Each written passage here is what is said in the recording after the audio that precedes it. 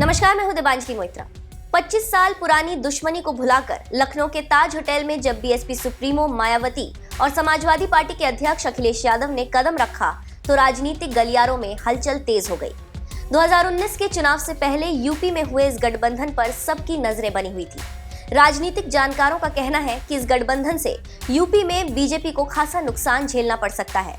यही वजह है कि यह गठबंधन बीजेपी के निशाने पर लगातार बना हुआ है। लेकिन बीएसपी के साथ हुए इस गठबंधन के खिलाफ अब समाजवादी पार्टी के अंदर से ही आवाज उठने लगी है। यूपी के सिरसागंज से एसपी विधायक हरिओम यादव ने इस गठबंधन को लेकर नाराजगी जताई है। उन्होंने दावा किया कि ये गठबंधन ज्यादा दिन तक नहीं चल सकता।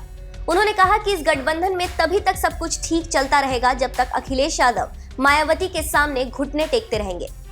हरिओम यादव मुलायम सिंह यादव के समधी भी हैं। उनके मुताबिक सपा बसपा गठबंधन फिरोजाबाद में काम नहीं करेगा, ये यहाँ कामयाब नहीं होगा।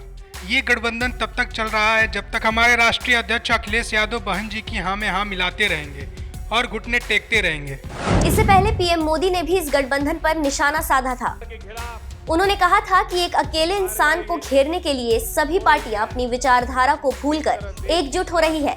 ये लोग देश में मजबूत सरकार बनाना चाहते हैं। राजनीतिक गठबंधन विजन पर बनते हैं, बिगड़ते हैं, लेकिन ये पहला अवसर है जब सिर्फ एक व्यक्ति के विरोध में सब एकजुट हो रहे हैं। साथियों, ये सारे मिलकर इनका इरादा क्या है, ये बात हमको समझनी है और घर घर जाके समझानी है।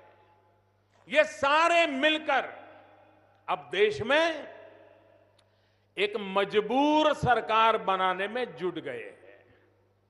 वो नहीं चाहते कि देश में मजबूत सरकार बने और उनकी दुकान फिर बंद हो जाए।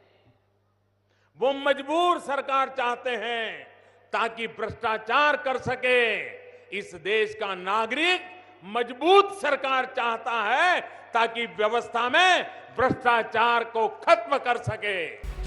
आपको बता दें कि 12 जनवरी को एसपी बीएसपी के बीच गठबंधन का औपचारिक ऐलान किया गया था। दोनों पार्टियां 38 सीटों पर मिलकर चुनाव लड़ेंगी। और अब मैं आप लोगों को ये बताना चाहती हूँ कि इस बने गठबंधन में किस पार्टी के पास कितनी सीटें रहेंगी, तो ये सभी दिनांक 4 जनवरी को दिल्ली में ही फाइनल कर लिया गया है, जिसकी संक्षेप में जानकारी इस प्रकार से है। उत्तर प्रदेश में कुल 80 लोकसभा की सीटें हैं, जिसमें से बीएसपी 38 लोकसभा की सीटों पर और एसपी 38 लोकसभा की सीटों पर मिलकर ये चुनाव लड़ेगी। और 2 लोकसभा की सीटें हमने अभी 1-2 और पार्टियों के लिए छोड़ दी है।